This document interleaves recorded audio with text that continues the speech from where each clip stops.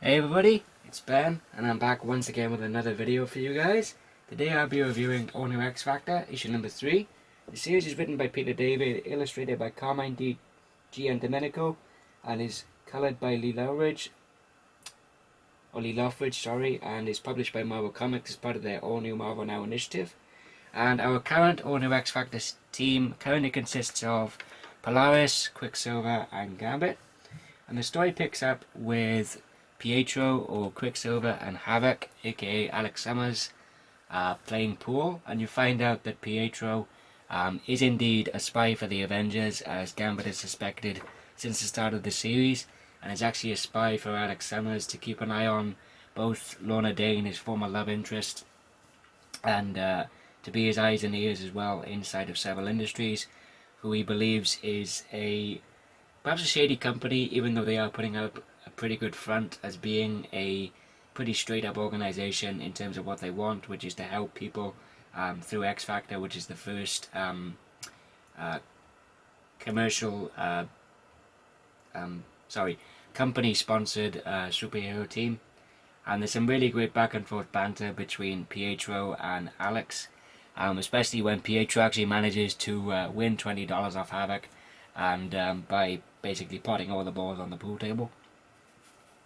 And once again, there's another great scene between Polaris and Gambit, or Remy and Lorna, when they're both just chilling in Gambit's room, just chatting about the old days, and petting Gambit's kittens, which, as you can see from the front cover, Gambit does like kittens, which is pretty cool.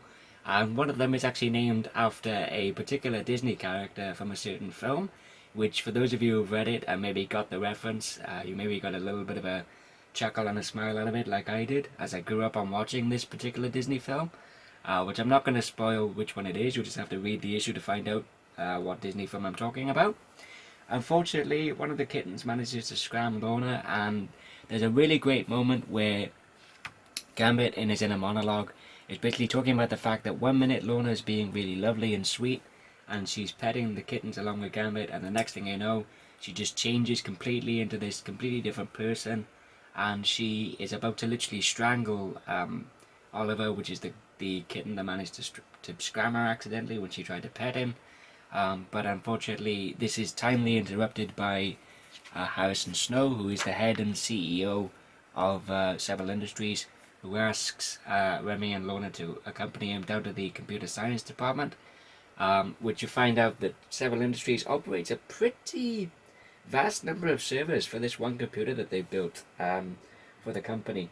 And you meet the head of the computer science department, a Dr.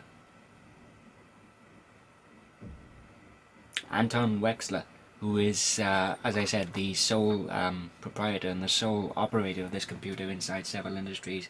And he basically says that he's got a defense against every living possible scenario where the computer can get hacked, and it should be virtually impossible, if not impossible, for the computer to get hacked. Unfortunately, the computer has been hacked by someone, and they've not only been poring over designs of Seville Industries, which are still currently under development, but also at the same time they've managed to help themselves to $10 million from Seville's bank accounts for good measure.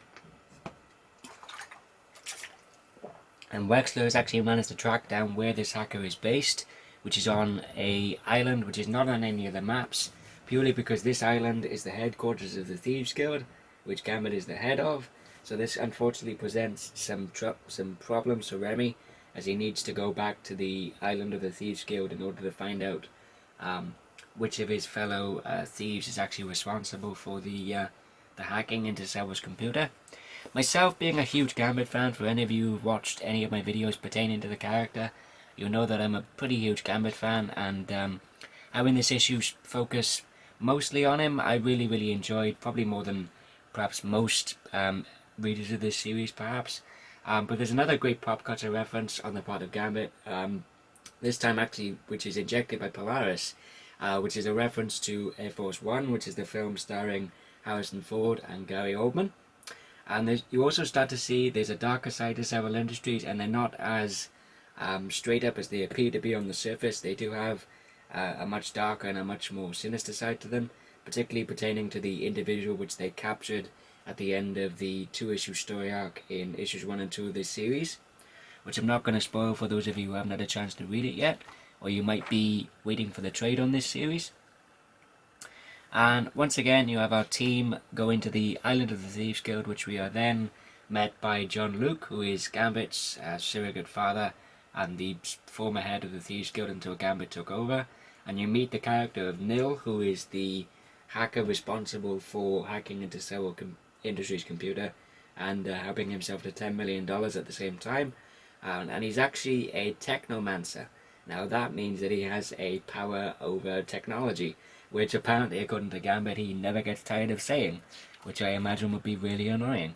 And at the end of the issue, you find out just exactly how Nil has managed to basically hack into Several Industries' computer, which, as I said, should be practically impossible, if not impossible, according to Wexler, who is as I said, the inventor, or the sole operator of that computer.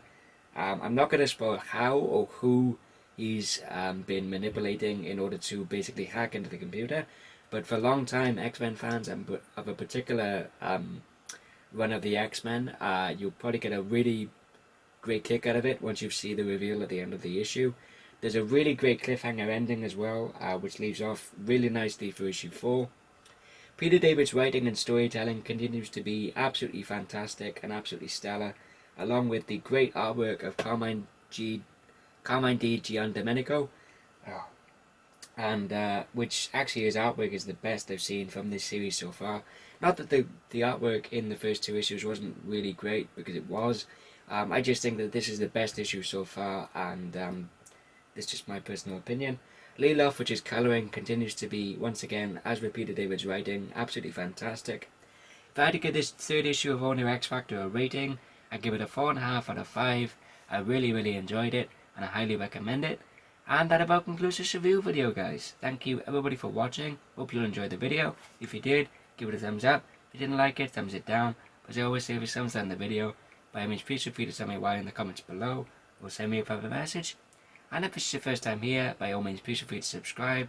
And until next time, this is Gambit896 signing off, and I'll see you guys next time. Take care.